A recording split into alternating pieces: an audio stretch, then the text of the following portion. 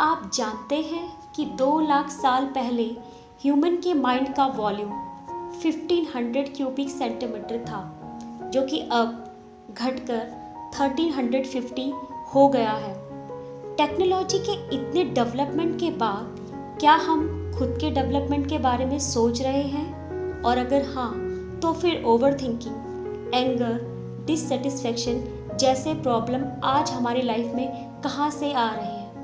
Hello everybody, it's me Hema and welcome back to your own channel, जहां आज हम happiness का वो सीक्रेट जानने वाले हैं जो ना सिर्फ साइंटिफिकली प्रूवन है, बल्कि जिसे यूज़ करने के बाद आपकी लाइफ डेफिनेटली बदल जाएगी। गते शोको न कर्तव्यो भविष्यं नैव चिन्तयेत् वर्तमानेन कालेन वर्तयन्ति विचक्षणा। हजारों साल पहले ही हमारे शास्त्रों ने हमें हैप्पीनेस का वो सीक्रेट बता दिया था जो शायद आज सिर्फ 5% लोग ही जानते हैं। और जानते हैं वो सीक्रेट क्या है? प्रेजेंट मोमेंट, यानी कि वर्तमान समय की इम्पोर्टेंस को समझना। ये समझना कि आप अभी इस पल में अपने सपनों और अपनों के लिए क्या कर रहे हो, क्योंकि प्रेजेंट मोमेंट आपकी लाइफ में एक इंजन की तरह होता है। अब आप अपने इंजन में कैसा फ्यूल यानी कि कैसे विचार डालते हो, वो डिसाइड करता है कि आप लाइफ में कहाँ तक जाओगे। लेकिन सबसे पहले आपको ये देखना होगा कि आप एक्चुअल में कितने खुश रहते हैं। 2020 में 156 देशों पर की गई रिसर्च में, यानी कि वर्ल्ड हैप्पीनेस रिपोर्ट में, जानते हैं हमारा देश भारत कौन सी पोजीशन पर है? 140।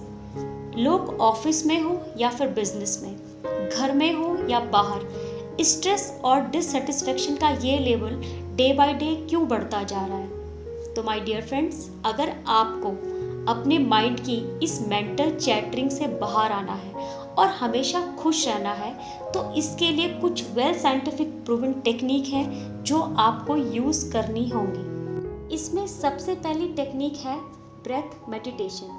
इस टेक्निक से आप ओवर थिंकिंग यानी कि ज़्यादा सोचने की प्रॉब्लम से ईजिली बाहर आ सकते हो।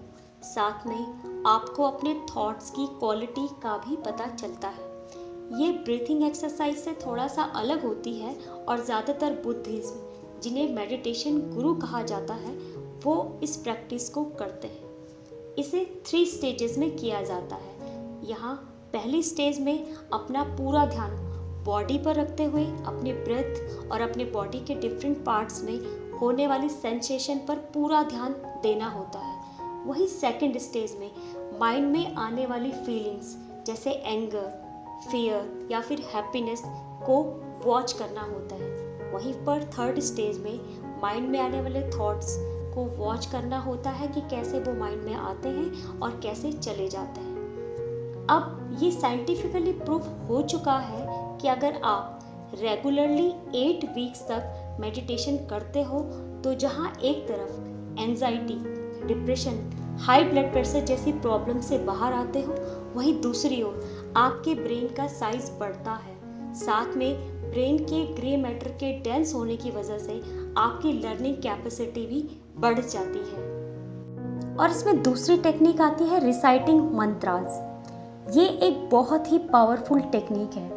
मंत्र एक संस्कृत शब्द है जो 2 शब्दों मन, जिसका अर्थ होता है माइंड, और त्रा मीन्स फ्रीडम। रेगुलरली मंत्रों के जाप से आप अपने माइंड में आ रहे थॉट से फ्री हो जाते हो।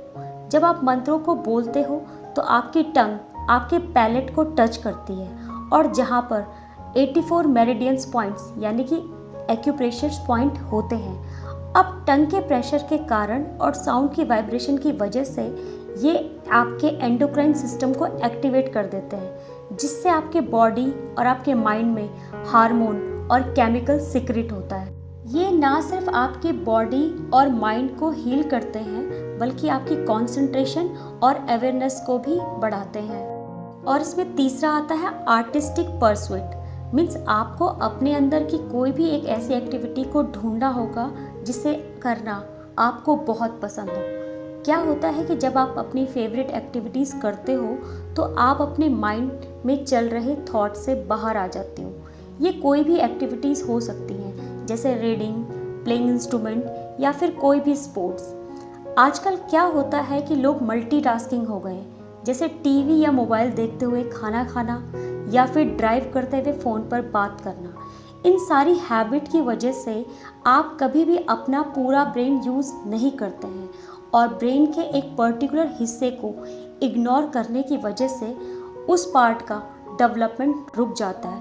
और इसमें फोर्थ टेक्निक आती है एक्सरसाइज। जब आप एक्सरसाइज करते हो तो आपने देखा होगा आपका ध्यान माइंड से हटकर पूरी तरह बॉडी पर आ जाता है और आप पूरी तरह अलर्ट हो जाते हो।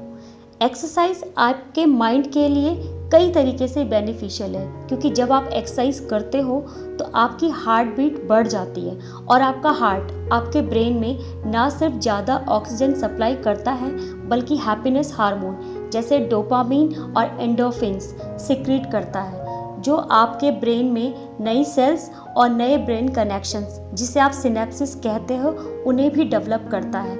और इन्हीं सिनेप्सिस की वजह से आपकी मेमोरी और आपकी लर्निंग भी बहुत फास्ट हो जाती है। So my dear friends, life should not only be lived, it should be celebrated. तो आप भी अपने जीवन के हर पल को खुल के दिल से जिए, अपना और अपनों का ध्यान रखें। Stay happy, stay healthy and please stay in home.